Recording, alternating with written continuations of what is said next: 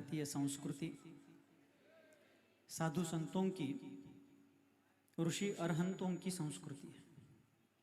आज तक इस संस्कृति का मार्गदर्शन, इसका वर्धन, इसकी उन्नति, इसका विकास और प्रकाश साधुओं, ऋषि मुनियों और तीर्थंकरों के द्वारा हुआ है। संपूर्ण विश्व में हमारा भारत विश्वगुरु इसलिए कहलाता है क्योंकि भारत में गुरुओं की पूजा होती है। और मराठी भाषा में हमारे मराठी कवियों ने, मराठी विचारकों ने कहा, साधू संत येती घरा तोची दिवाळी दसरा। पण दसरा आल्यावरती आपली माणसं काय म्हणतात माहिती आहे काय? महाराज आला झाला आता दसरा, आता पुढच्या गावाला घसरा। असं असते काय? नहीं। साधु संत येती घरा तोची दिवाली दसरा। जब साधु संत घर आते हैं वही दशहरा है, वही दिवाली है, ऐसा मराठी साहित्यकारों ने कहा। किसी हिंदी विचारक ने कहा, संतों का हो साथ अगर तो सार दिखाई देता है। कशाचं? कटाचं। संतों का हो साथ अगर तो सार दिखाई देता है, मिटती हुई मानवता को आकार दिखाई देता है। होली, दशहरा और दिवाली आते हैं और चले जाते हैं। हर वर्ष होली, दशहरा, दिवाली आते हैं, चले जाते हैं। संतों का हो साथ अगर तो सार दिखाई देता है, मिटती हुई मानवता को आधार दिखाई देता है।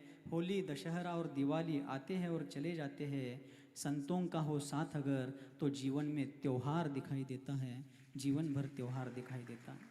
साधु संतों की संगति इस प्रकार होती है। किंतु साधु संतों की संगति में आना किस लिए है? मंत्र तंत्र पूछने के लिए? प्रापंचिक समस्याओं के निराकरण के लिए? नहीं।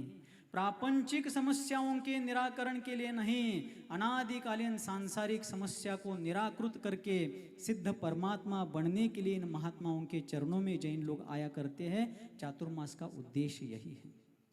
किस लिए चातुर्मास करना है? बड़ी बड़ी बोलियां होती है इसलिए। आजकल एक ट्रेंड चला है हमारे समाज में, जिन महाराज की बोली बड़ी वो बड़े महाराज। बरोबर काय? ज्या महाराजांच्या तिथं सवाल मोठा जातोय ते मोठे महाराज। साधु पैसे से और बोली से बड़े नहीं होते, साधु साधना से बड़े होते हैं, साधु वीतरागता से बड़े होते हैं, साधु रत्नत्रय धर्म और स्वपर कल्याण की आराधना से बड़े होते हैं। इसलिए पैसा एक साधन है। पैसा गृहस्थों के लिए चरितार्थ का और दान का साधन है, स्वपर कल्याण का साधन है। पैसा धर्म प्रभावना का एक भौतिक माध्यम है, लेकिन पैसा यानी सब कुछ नहीं है। आज यहाँ पर आप लोगों ने बढ़ चढ़ करके दान दिया। दान देने वालों का आप सभी ने अनुमोदन किया, लेकिन कमेटी वालों को और एक कंडीशन डालना चाहता हूँ। डालूं क्या? नहीं। महाराज तुम्हें काय भलतच फासा ओढा लागला हो? मेरा कोई स्वार्थ नहीं है। जिस बोर्डिंग में मुझे गुरुदेव ने शरण दी, 2006 का चातुर्मास, आज 2026, 20 साल बीत गए। जीवन क्षणभंगुर है, परिवर्तनशील है, काल गतिमान है, किसी के लिए रुकता नहीं है। Time and tide wait for none man. समय और समुद्र की लहरें किसी का इंतजार नहीं करती है। आचार्य कहते हैं काल परिवर्तनशील। 2006 में यहाँ पर चातुर्मास आचार्य महाराज का चल रहा था, हमारे भाग्य विधाता का चल रहा था। मैं उस समय पैंट शर्ट पर आने वाला एक विद्यालयीन विद्यार्थी था। इस साल मैंने चातुर्मास यहाँ पर क्यों किया? कदाचित कोई कहते हैं कि आचार्य पदारोहण के बाद का पहला चातुर्मास है, इसलिए यहाँ पर किया। मैं आज जिनवानी की साक्षी से, निर्ग्रंथों की साक्षी से बताना चाहता हूँ, दुनिया मुझे जो कहना है कहने दीजिए दुनिया को। आचार्य पद, आचार्य पदारोहण ये दुनिया की दृष्टि से है, लेकिन मैं कल भी, भविष्य में कदाचित संघ में जो भी दीक्षाएं होंगी, कोई मुझे गुरु कहेगा, लेकिन मैं भगवान की साक्षी से कहना चाहता हूँ कि दुनिया के किसी व्यक्ति का गुरु कहलाने के बजाय सन्मति सागर महाराज का शिष्य कहलाने में मुझे बहुत गर्व है। उन जैसे महामना सहज सरल आचार्य देव का शिष्य हूं मैं। और यहाँ पर मैंने चातुर्मास किस लिए किया? आचार्य पदारोहण के बाद का पहला चातुर्मास एक दूसरे को ही मानते होंगे। एक होता है माँ के दूध का कर्ज। कर्ज का फर्ज ऐसा कोई फिल्म हमने बचपन में देखा था, विद्यालय में।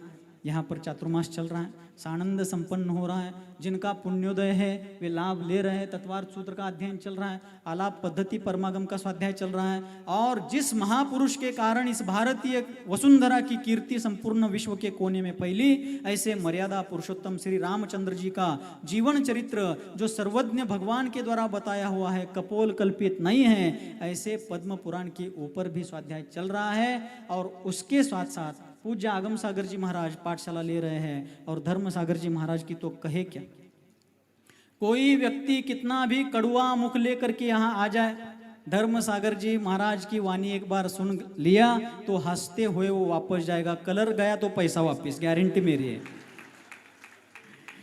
महाराज सीधे साधे हैं, छठी कक्षा तक विद्या पढ़े हैं, स्कूल पढ़े हैं, लेकिन उन्होंने लौकिक विद्यालयों में कितनी डिग्रियां लिए महत्वपूर्ण नहीं है। उनके पास वीराचार्य बाबा साहेब कुसनोरी जी के कंधे से कंधा लगा करके काम किए हुए विरासत उनके पास है, अनुभव उनके पास है। आइए, दूर रह करके किसी का भी भला नहीं होगा। देव शास्त्र गुरु और धर्म और धर्मात्माओं से दूर रह करके किसी का हित नहीं होगा।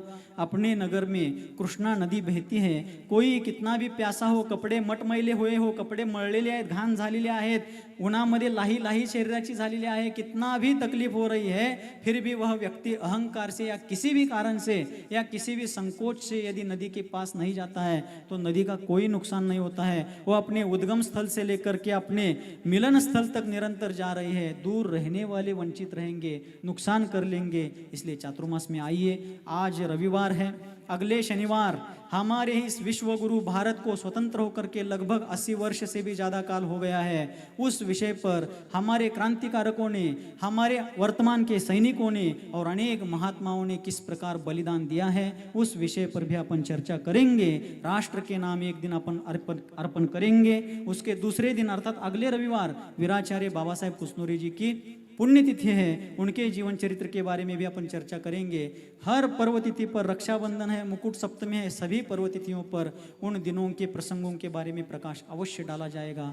दशलक्षण पर्व में भी अपन ध्यान साधना करेंगे, दश धर्म षोडशकरण भावनाओं के स्वरूप को समझेंगे, अच्छी तरीके से धर्म आराधना पूर्वक पुण्य कोश भर करके संसार समुद्र से पार होंगे। क्योंकि यह जीवन क्षणभंगुर है। आपको लग रहा होगा कि आज 9 अगस्त है, अभी बहुत दिन है। समय निरंतर बीतता जा रहा है। और समय कैसा बीत रहा है, कभी भी लौट कर न आने वाला समय बीत रहा है। हम पहले भी सांगली आए थे, पंचकल्याणक में आए थे, आज फिर आ गए चातुर्मास के लिए। कदाचित भविष्य में भी आने की संभावना है, गारंटी नहीं दे सकते, संभावना है। दिगंबर साधु हवा की तरह, हवा जैसे किसी भी दिशा में जा सकते वैसे जा सकते। गए तो आएंगे ऐसी गारंटी नहीं, लेकिन संभावना है। गया हुआ व्यक्ति संभावना सत्य की दृष्टि से पुनः वापस आ सकता है। गया हुआ पैसा फिर से आ सकता है, खोया हुआ आरोग्य फिर से मिल सकता है, और भी चीजें उपलब्ध हो सकती है। लेकिन बीता हुआ वक्त पुनः कभी वापस नहीं आता।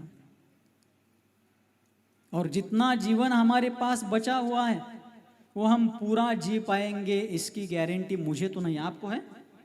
नहीं है। जीवन एक जल बुदबुद के समान है, जब तक है आनंद के साथ जीने का प्रयास करें। दुख किसके जीवन में नहीं है, संसार का प्रत्येक प्राणी दुखी। अपने मराठी साहित्यकारों ने बड़ी अच्छी बात कही है, जगी सर्व सुखी असा कोण आहे। काय म्हणलेलं आहे?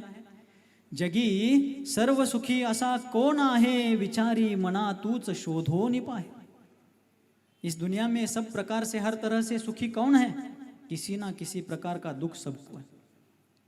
रामायण में अब अंजना का जीवन चरित्र आने वाला है, 2-4 दिन में, इस सप्ताह के भीतर भीतर आने वाला है प्रकरण। कितने वनवास, कितनी तकलीफें, कितनी पीड़ाएं, तद्भव मोक्षगामी जीवों का जन्म किसी जंगल में, पहाड़ की गुफाओं में हो रहा है। आणि आम्ही सगळं काही व्यवस्थित असून यान वनवास हेळली, यान जगधवर्त कर्मी त्याने यान ಎಲ್ಲ ನನ್ನ ಪಾಲಿಗೆ ಬತ್ತೇನೆ ಯಾನ್ ದ್ಯಾವ್ರ ಬಿ ಎಲ್ಲ ಚುಲು ಚುಲು ಎಂತಾವ್ರು ನಾವು ಒಯ್ಕದ ನಂಗೈಯಲ್ಲಿ ಮರ್ತಿದ ಯಾನ್ ಟಂಕಿ ಒಯ್ಕ ತರ್ಕ ದ್ಯಾವ್ರೇನು ಎಷ್ಟು ಡ್ರೈವರ್ ಇದ ಹಾಂ ಅಂಥವ್ರು ನಾವು ಒಯ್ಕದ ನಮ್ದ ಬಿಡ್ಕದ यान यान यान वही क्या हारे। हाँ, अंजना का चरित्र, रामचंद्र जी का चरित्र, हनुमान का चरित्र, पद्म पुराण में ये सब आने वाला है। रुचि पूर्वक सुनने का प्रयास करें। मैं उस विषय पर प्रवचन कर रहा हूँ इसलिए मैं मार्केटिंग कर रहा हूँ ऐसा नहीं है, बस सूचना इसलिए दे रहा हूँ ताकि जो सुनना चाहते हैं सुन सकते हैं, रुचिवान हैं, लेकिन उनको जानकारी के अभाव में वो वंचित रहे ऐसा ना हो, इसलिए बस सूचना दे रहा हूँ। बाकी जिनका पुण्य होगा वो ही लाभान्वित होंगे। एक कर्म सिद्धांत मैं गुरुदेव की कृपा से जानता हूँ। मेरे जीवन में जो कुछ है उन परम गुरु सन्मति सागर आचार्य गुरुदेव की कृपा से है। एक प्रसंग बता करके बात पूरी करना चाहता हूँ। सन 2006 में जब यहाँ पर चातुर्मास चल रहा था और सारे दृश्य एक चलचित्र के समान मेरे आंखों के सामने रोज तैरते। वे कहाँ किस कक्ष में रहते थे, कहाँ बैठते थे, मैं कहाँ उनके चरणों में पहुँच गया, पहला वार्तालाप कब कैसे हुआ, उन्होंने किस प्रकार मुझे प्रेरणा दी, ये सारी घटनाएं मेरे आंखों के सामने। एक दिन आचार्य महाराज ने मुझे पूछा, चालेल ना थोड़ा वेळ? आचार्य महाराज ने मुझे पूछा, मैं रोज आता था क्योंकि मैं उस समय खाली था, बेरोजगार। क्यों पूछो? क्योंकि मैं उस समय 10वीं फेल था, रिपीटर का फॉर्म भरा था लेकिन कोई काम नहीं था उस समय। और रोज घर के अपने जो कुछ थोड़े बहुत काम होते थे उतने करके मैं साइकिल से यहाँ आता था। लेकिन यहाँ आने की प्रेरणा मिली कैसे? जिस नगर में हम रहते थे उसी नगर से वे चातुर्मास के लिए निकल करके बोर्डिंग आए थे और वहाँ से उनको छोड़ने के लिए उस विहार में भी मैं आया था, मुझे याद है।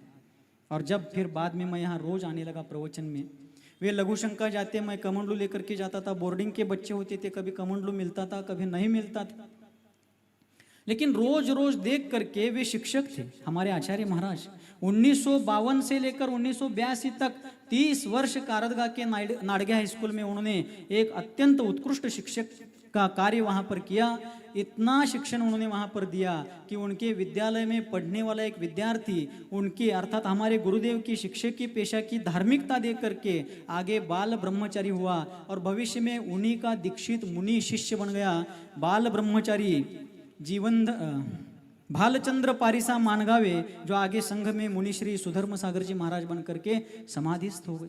हमारे गुरुदेव शिक्षक की पेशा में भी एक संत जैसा जीवन जीने वाले थे। तो यहाँ रोज मुझे देख करके उन्होंने रोज रोज दिखने वाले हो ऐसा कह करके मुझे पूछा, तुम कौन हो, कहाँ से आते हो, क्या करते हो, घर में कौन कौन है। मैंने उन्होंने पूछा, वो सारे प्रश्नों का उत्तर दे दिया। फिर उन्होंने मुझे कहा, तुम्हें इतनी रुचि है, क्या हमारे साथ आओगे? जैसे मुझे किसी ने संसार समुद्र में भटकते हुए समुद्र में हाथ डाल करके खींचा हो, उस प्रकार उन्होंने मुझे पुकार दिया, उस प्रकार उन्होंने मुझे आदेश दिया, मैंने भी तुरंत हाँ कर दिया। भविष्य में कुछ दिनों बाद हमारे इस जीवन के जन्मदाता आए, उनको उन्होंने पूछा कि आपके बेटा हमारे साथ आना चाहता है, क्या आपकी अनुमति है? तो उन्होंने कहा, आपके साथ आने से उसका कल्याण होता है तो मैं उसे निश्चित रूप से नहीं रोकूंगा, मेरी अनुमोदन। एक दिन मैंने घर में पूछा, सभी लोग बैठे थे परिवार के, कि आचार्य महाराज का सानिध्य, उनकी प्रेरणा, उनका व्यक्तित्व देख करके मुझे उनके साथ जाने के भाव हो रहे, दीक्षा के भाव हो रहे, क्या आपकी अनुमोदना है? तो हमारे पूर्वाश्रम के पिताजी, मैं पूरे आत्मविश्वास और गर्व के साथ कहना चाहता हूं कि मैं बहुत गरीब परिवार से आया हूं, लेकिन आर्थिक दृष्टि से जो परिवार गरीब था, लेकिन धार्मिक दृष्टि से बहुत संपन्न परिवार से मैं आया हूं, जहां पर मुझे बचपन से धार्मिक संस्कार दिए गए। 12 अनुप्रेक्षाओं को मैंने घर में सुना, शास्त्रों की कथाएं मैंने जन्मदात्री के मुख से सुना है। बहुत सारे प्रसंग हैं, बहुत सारे लोगों के उपकार है। आज मैं जिस ऊंचाई पर बैठा हूँ यह अकेले मेरे पुरुषार्थ के कारण नहीं है।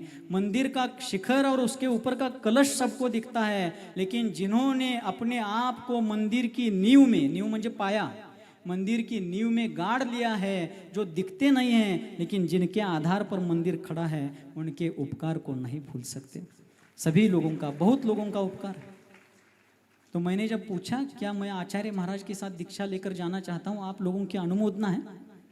तब हमारे जन्मदाता ने कहा कि तुम दीक्षा जरूर लेना, लेकिन भावुकता में देखा देखी दीक्षा मत लेना, और दूसरी बात, लोग धर्म की निंदा करेंगे ऐसा कभी कोई काम मत करना। ये उन्होंने मुझे उस दिन प्रेरणा दी थी।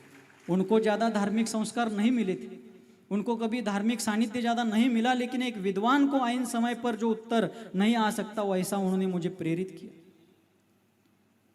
और भी लोगों के बहुत सहकार है, समाज का है, संघ का है, ऐसे बुजुर्ग साधुओं के बीच में, अनुभवी साधुओं के बीच में मैं हूँ। भले ही आज किसी भी चीज़ पर साइन करने का अधिकार प्रतिनिधित्व के रूप में मेरे पास है, लेकिन हमारा यह सन्मति सागर आचार्य देव का संघ तानाशाही तंत्र पर, राजशाही तंत्र पर नहीं चलता है, राजतंत्र पर नहीं चलता है, लोकतंत्र लोकशाही तंत्र पर चलता है। सबको विचार में लेकर के हमारे यहाँ कोई भी काम होता है, सबके विचारों का सम्मान किया जाता है। छोटा बालक भी यदि कोई अच्छी बात कहता है, हम उसको भी स्वीकार करते हैं, फॉलो करना संभव हो ना हो, लेकिन अच्छी बात को मान्य करते हैं। ये सब सन्मति सागर गुरुदेव की उपकार है, क्योंकि वे एक सुभाषित संस्कृत का हमेशा कहते थे, बालादपि सुभाषितम ग्राह्यम। छोटे बालक के द्वारा भी कोई अच्छी बात सुनने को मिली तो उसको ग्रहण करना चाहिए, ये आचार्य महाराज हमेशा कहते थे। तो एक दिन उसी चातुर्मास में मैं यहाँ फिर रोज मुक्काम के लिए आने लगा। कुछ दिन बाद एक दिन आचार्य महाराज जंगल के लिए जा रहे थे। एक प्रसंग बताकर पूरा कर रहा हूँ। जंगल के लिए उस समय वे बायपास पर, कोगनोळे सरांचं रान होतं का नाही तिकडे बायपासला, तिकडं तेवढ्या लांब जायचे, हे बाळासाहेब कोगनोळे सर तेवढ्या लांब। तो बाईपास रोड पर जंगल के लिए सारा संघ जाता था, दूर जाता था, मैं भी जा रहा था। बोर्डिंग के बहुत सारे युवा वर्ग के बच्चे उस समय महाराजों के साथ चलते थे। एक दिन आचार्य महाराज का कमंडलू लेने का उस भीड़ में मुझे भी चांस, सौभाग्य मिल गए। और आचार्य महाराज, संघ के महाराज आपस में कुछ वार्तालाप चल रहा था, युवा वर्ग भी आपस में कुछ बातचीत चल रही थी। और उनके साथ आपस में बातचीत करते हुए जाते समय सामने रास्ते में आचार्य महाराज चल रहे हैं, उनके राइट हैंड में मैं चल रहा था। और बात करते करते बोलने के चक्कर में मेरा ध्यान नहीं था, सामने एक गंदा कपड़ा पड़ा था, रस्त्यावर एक घाणेरडं फडकं पडलं होतं और मेरा ध्यान नहीं था। 2 कदम बाद मेरा पैर उस कपड़े पर पड़ने ही वाला था। इतने में आचार्य महाराज ने मेरे बाहू को पकड़ करके उस तरफ ढकेला नहीं, स्वयं भी इधर हो गए और मुझे भी अपनी तरफ खींच लिया। मैं सोचता हूँ उन्होंने उस गंदे कपड़े से मुझे अपनी तरफ खींचा नहीं है, चतुर्गति रूप संसार से ही मुझे खींच करके इस मार्ग पर लिया था। वो घटना सामान्य थी लेकिन असामान्य मार्ग को प्रदान कर गई। ऐसे उनके महान उपकार हैं। तो इस चातुर्मास में आयोजन कार्यक्रम क्या होंगे एक अलग बात है, लेकिन उन सब में से हमने क्या लिया, आम्ही काय शिकलो, आम्ही काय ग्रहण केलो, आम्ही त्यातून काय प्राप्त केलो, हे फार महत्वाचं आहे। इल्दिर बाळ दोड चातुर्मास आहेत, अंद्रा ಎಂತ ಹಕ್ಕಿರು ಊಟ ಏನ ಕೈದ್ ನಾತ್ ಹೋಗವत बाळ चुलू चातुर्मास आहेत। हे म्हणजे चातुर्मास नाही, सम्यक दर्शनाची आराधना, खऱ्या देवशास्त्र गुरूंचं स्वरूप समजून घेणे, महापुरुषांच्या चरित्राला पाहून आपणही त्या समान बनण्याचा प्रयत्न करणे।